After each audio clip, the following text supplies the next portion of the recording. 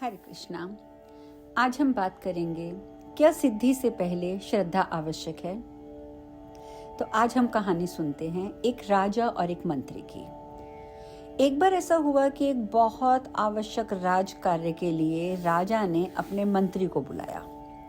अब शाम का समय था, मंत्री ने आने से मना कर दिया। अब राजा को बड़ी हैरानगी हुई कि मंत्री ने मुझे कैसे मना कर दिया।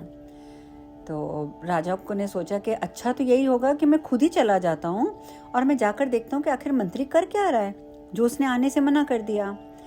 राजा जैसे ही मंत्री के घर पर पहुंचता है तो वो क्या देखता है कि मंत्री तो जप ध्यान में बैठे हुए हैं।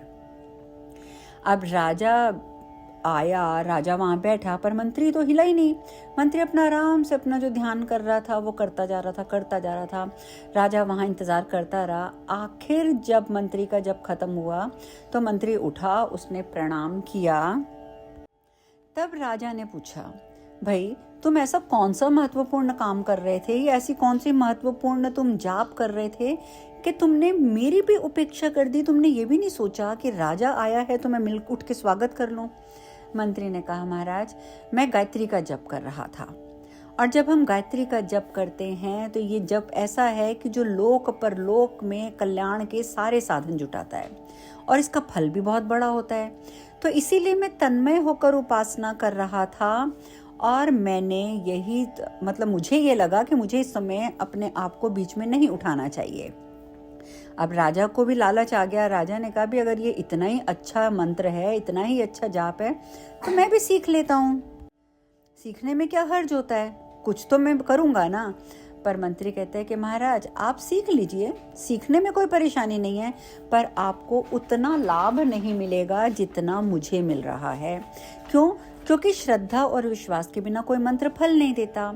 और इसीलिए मैं आपको कहूँगा कि अगर आप मंत्र सीखना चाहते हैं तो पहले आपको श्रद्धा की साधना करनी चाहिए। अब राजा को ये बात पल्ले पड़ी नहीं। वो उठा, जिस काम से आया था अपना काम किया और चला गया। पर उसके दिमाग में ये बात घूमती रही कि मंत्री ने उसको इतना महत्व नहीं दिया, उसने अपने मंत्र को महत्व दिया और उसने मुझे वह मंत्र सिखाया भी नहीं। अब क्या हुआ कि ऐसे बहुत दिन बीत गए। तो एक दिन राजा ने मंत्री से पूछा कि भाई मंत्री जी, मैं फिर से तुमसे वही प्रश्न कर रहा हूँ कि श्रद्धा के बिना मंत्र फल क्यों नहीं देता। तो मंत्री जो था वो चुप हो गया। उसने सोचा राजा को कुछ समझ तो आ नहीं रहा है। थोड़ी देर वो बैठा रहा। उतनी देर में उसने क्या देखा कि एक उसी का जो एक कर्मचारी था राजा का, एक सैनिक, उसका बेटा कहीं वहां निकल आया। तो उसने उस बेटे को बुलाया, बच्चे बच्चे इधर आओ। तो वो बच्चा उधर आ गया। तो अब मंत्री ने कहा, बच्चे एक काम करो, राजा के गाल पे ना एक चपत लगा दो, जोरदार चपत। अब जो वो बच्चा था, वो बालक था, वो तो सन्न रह गया। उसने वैसा नहीं किया। मंत्री ने उसको 2-3 बार कहा, अरे सोच क्या रहे लड़के, लगा दो थप्पड़ राजा के मुंह पे। लड़का नहीं माना। लेकिन दूसरी तरफ राजा को बड़ा गुस्सा आया कि ये मंत्री में इतनी हिम्मत आ गई है कि ये लड़के को कह रहा है कि राजा के मुंह पे थप्पड़ लगा। राजा ने गुस्से में आके बोला, बच्चे तू एक काम कर, तू इसी मंत्री को ना 2-4 चपत जड़ दे जोर से। लड़का गया और उसने मंत्री को 2-3 थप्पड़ जोर जोर से मार दिए। तो मंत्री ने कुछ नहीं कहा, बल्कि नम्रता पूर्वक उसने हाथ जोड़े और कहा, राजन ये आपके प्रश्न का उत्तर है। अब राजा सन्न कि ये मेरे प्रश्न का उत्तर कैसा हुआ।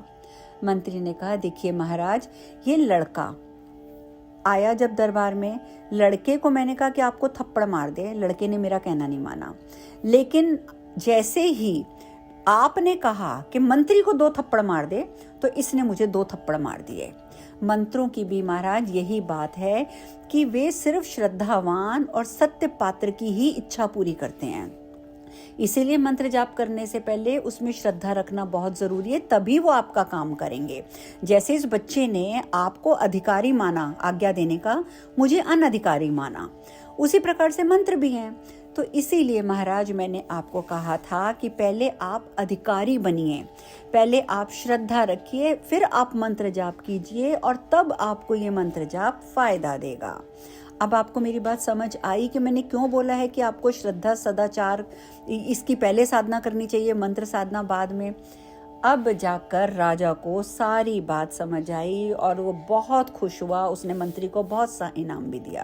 तो देखिए, यही है कि आप किसी भी मंत्र का जाप करते हैं तो अगर बिना श्रद्धा के करते हैं तो वो कभी फलीभूत नहीं होता है। तो हम कल एक नई कथा के साथ मिलेंगे। हरे कृष्णा।